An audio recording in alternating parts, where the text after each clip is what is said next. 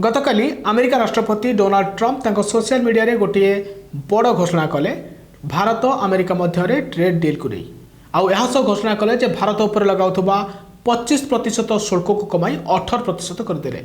प्रधानमंत्री मोदी मध्य खुशी होई ट्रम्प को धन्यवाद देले। हेले प्रश्न उठुची एबे भारत रूस ठारू आउ तेल किणिब नाही जहाँकि वर्ष वर्ष धरी रूस ठारू भारत तेल किणुला। एबे जदि आमे रूस ठारू तेल न किणिबा ताहले भारत को केते महंगा पड़िबो।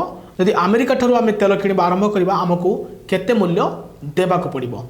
आउ सतरे कौन एही डील को नहीं आमर पूर्व बंधु राष्ट्र रूस एवं राष्ट्रपति पुटिन खुशी हेबे कि? रिपोर्ट अनुसार एबे सुधा रूस रो तेल भारत पई सस्ता रही आसी। 2024 मसीह रे भारतर मोट औषधित तैल आमदानी 36% रूस आसुला जहाँ प्रतिदिन 1.8 मिलियन बैरेल थिला।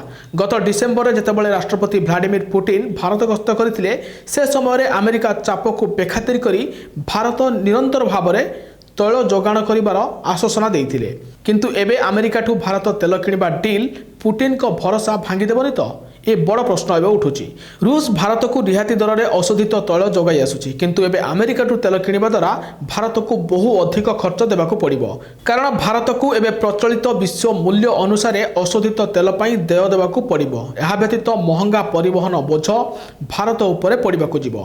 प्रति बैरेल पिछा 5 रु 10% अधिक मूल्य रे आमदानी करबाक बाध्य हेबो भारत जहाँ फल कोटी कोटी डॉलर रो बोझ हेबो भारत उपरे। सबुठारे गुरुत्वपूर्ण कथा हेउछि जेउठी रूस रो तेल प्रति बैरेल पिछा 62 रु 65 डॉलर देबाको पड़ुथला सेठारे अमेरिका को अधिक टंका देबाको पड़िबो।